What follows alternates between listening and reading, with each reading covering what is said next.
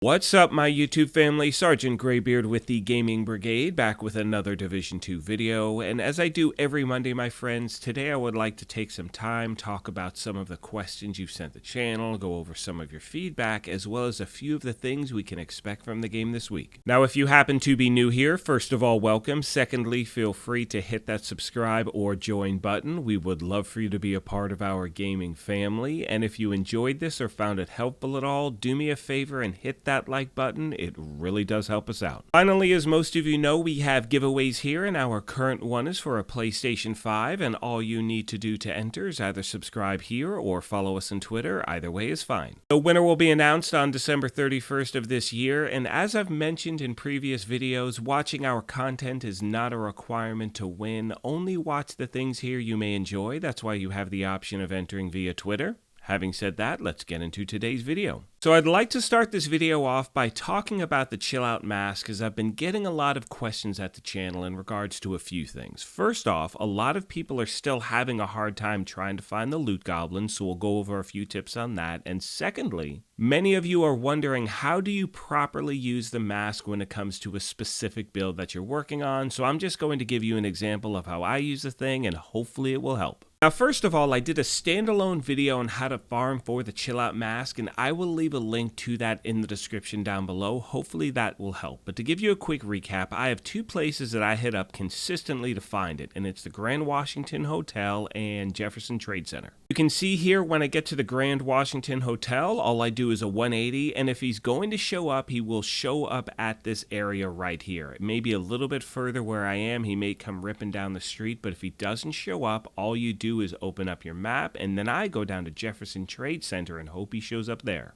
Now, one of the reasons I wanted to put this footage together, because you'll see in a moment when we get here, he is also not at this location. So you can see I load into the screen, I head over in this direction, and typically he will pop up out of a manhole cover right here, or as I turn around, another one that's a little further down the street. I mean, it's pretty much right around this bus area right here where he will jump out. Now, since he hasn't, all I do at this point is I go to my map, I reset my checkpoints, and I hope at that point he shows up. And keep in mind as I say this that there are multiple areas on the map he can show up. I've heard from people saying he always shows up, at Lincoln Memorial or the Capitol building or places like that. So again, do a little research. If you're having a hard time with a few places, try others. Again, I just wanted to highlight the places that have worked for me. Anyway, getting back to the footage, you'll see once I'm taken back to the safe house, I then fast travel back to Jefferson Trade Center. Thankfully, he does show up. I do that little lap and he winds up popping out of the street. Once that happens, I take him out, and each time you face him, he will drop the Slayer,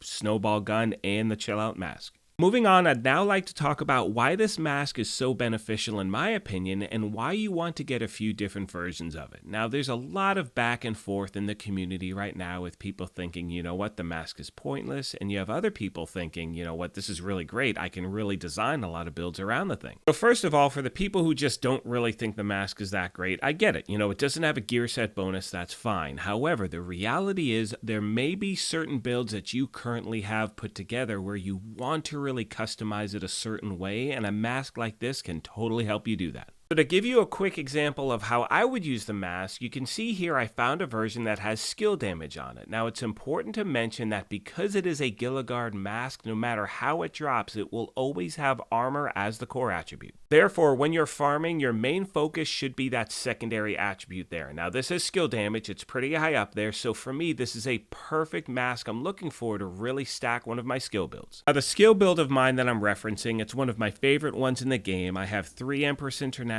2 Hannah U, and the Wyvern mask, so I get that 10% skill damage bonus. However, with that Wyvern mask, it has the skill tier that I need, it has the skill damage that I need, but that third attribute doesn't help me out at all. And keep in mind, this is from farming over and over and over again. I can't seem to find the exact one that I'm looking for, so when you have a mask like this, you can truly cater it towards a specific build. Therefore, with this mask, what I can do now is this. I can re-roll the armor attribute to a skill tier. I can recalibrate the skill damage, max that out, then I can put 2 more skill damage mods underneath and truly put it together the way I want to. Which now, my friends, brings me to the topic of improvised gear, and many of you have reached out to the channel, rightfully so, and said, you know what, the mask is just improvised gear, what's the big deal? Well, it's not that it's really a big deal, but the fact is, with trying to find this piece, it greatly improves your chances of actually getting a piece that you may be looking for. So when it comes to farming for the chill out mask, there's only one attribute you're really focusing on, and that's the second one, because we know the first one, the armor, it's always going to drop with armor, so no matter what, that second one is what's going to determine whether you're going to keep the mask or not.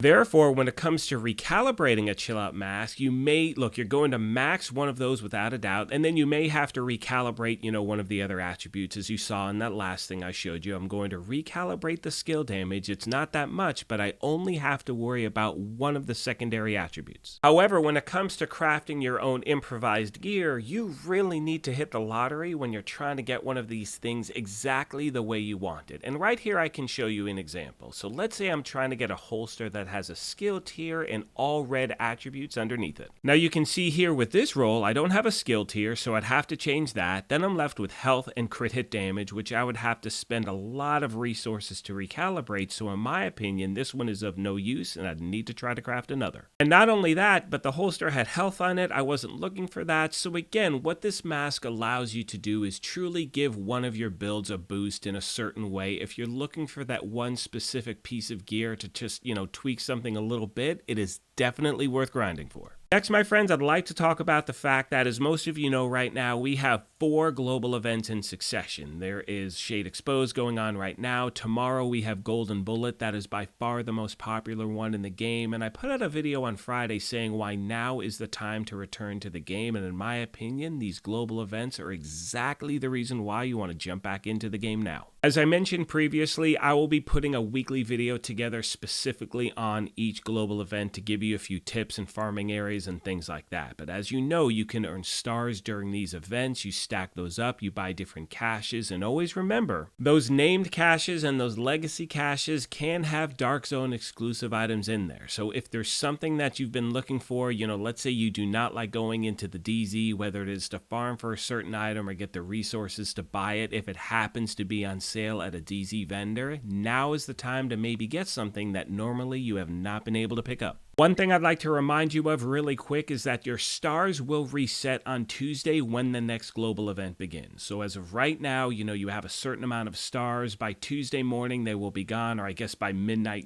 tonight they'll be gone. So make sure you spend them now, because by tomorrow it will roll back to 0 and you'll start again with the next global event. Last but not least today, my friends, I want to talk about issues players are having on PC. And recently I've been getting a lot of messages since this last title update 14, that a lot of players have seen real improvements on PC. Now, I play on Xbox, so a lot of these issues you're bringing up I haven't encountered because I'm not on the same platform. With that being said, if you are a PC player and you've seen some positive changes in the game, I've been hearing the game hasn't been crashing as much, that's great. Let me know what's going on in your gameplay. And on the flip side of that coin, if you're having more issues now or it's exactly the same thing, let me know as well. I want to try to help out in any way I can. On that note, my friends, I'm going to start to wrap this thing up. However, as always, I want to take a moment and thank you all for your incredible support of this channel, and remind you, if you have any questions, comments, feedback, if you're having issues in the game that I did not bring up, or really any other questions, please let me know in the comment section down below. Like I mentioned at the beginning of this thing, if you happen to be new here, feel free to hit that subscribe or join button. We would love for you to be a part of what we're doing. If you enjoyed this, do me a favor, hit that like button, but most importantly,